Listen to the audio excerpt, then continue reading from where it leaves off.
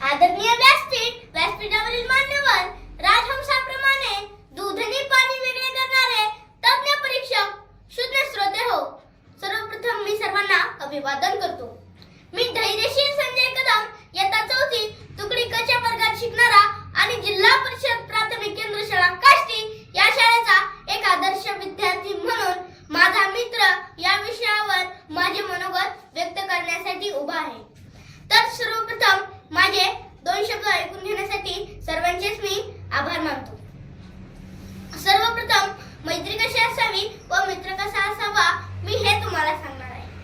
बंधनापलीकडे एक नाते असावे, शब्दांचे बंधन त्याला नसावे. भावनांचा आधार असावा, दुःखाला तिथे थारा नसावा. असा गोडवा आपल्या मैत्रीत असावा, असा गोडवा आपल्या मैत्रीत असावा. मैत्री ही मोगऱ्यासारखी असावी, सोबत जरी नसली तरी तिचा सुगंध मात्र नक्की दरवळणार अशी मैत्री असते. रक्ताच्या नात्यापेक्षाही जवळचे नाते असते ते म्हणजे मैत्रीचे.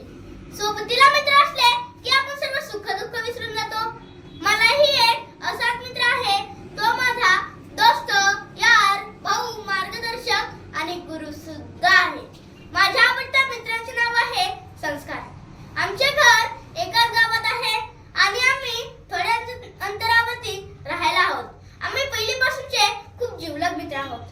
आम्ही पहिलीपासून एकाच बेंचवरती बसून शिक्षण घेत आहोत आणि ते शिक्षण घेत असताना आम्ही खूप अनुभव एकमेकांसोबत शेअर करत असतो. दुपारच्या सुट्टीत जेवणाचा डबा सुद्धा आम्ही सोबतच खातो. एवढेच नाही तर एकत्र घरी येणे, एकत्र खेळणे, एकत्र अभ्यास करणे अशी आमची ठरलेली कामे असतात. पण कधी कधी आमच्यात जोरांची भांडणे देखील होतात. पण दुसऱ्या क्षणाला आम्ही सर्व विसरून जातो. ते म्हणतात ना, तुझं माझं पटना, तुझ्या विना कर्म ना. ते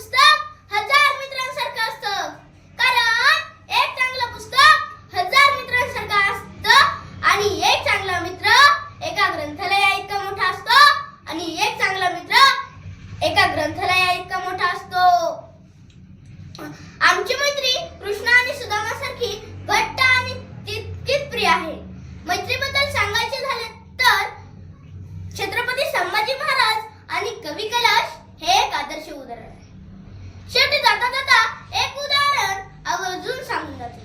एका हॉस्पिटलच्या बेडवरती एका मुलाच्या हृदयाच्या ऑपरेशनापूर्वी तो त्याच्या मित्राला विचारतो, मला काय होणार तर नाही ना रे?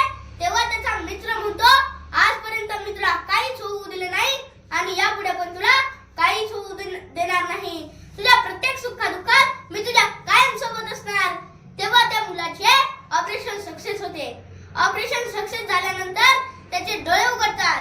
समोर त्याला त्याची आई आणि वडील दिसतात. तो त्याच्या वडिलांना विचारतो, बाबा माझा मित्र कुठे आहे? त्यावेळेस त्याचे वडील बोलतात, बाळा आम्ही तुला एक गोष्ट सांगितली नव्हती. ऑपरेशनापूर्वी तुला एका हृदयाची गरज होती आणि तुला तुझ्या त्या मित्राचं हृदय बसवण्यात आले. तेव्हा तो मुलगा खूप मोठ्या मोठ्याने रडू लागतो. रडत असताना त्याच्या हृदयातून एक आवाज येते की मित्रा रडू नको, मी तुला एक वचन दिलं होतं, मी तुझ्या सुखादुःखात कायम तुझ्या सोबत असणार. तर मित्रांनो, सांगायचं तात्पर्य एवढंच की मला प्रेमाचं तर काही माहित नाही, पण मित्र आणि मैत्री अशीच असली पाहिजे. मित्र आणि मैत्री अशीच असली पाहिजे. शेवटी जाता जाता एवढेच म्हणावेसे वाटते, दुःख अडवायला उंबऱ्यासारखा, दुःख अडवायला उंबऱ्यासारखा, मित्र वनव्यामध्ये गारव्यासारखा, मित्र वनव्यामध्ये गारव्यासारखा. आज या ठिकाणी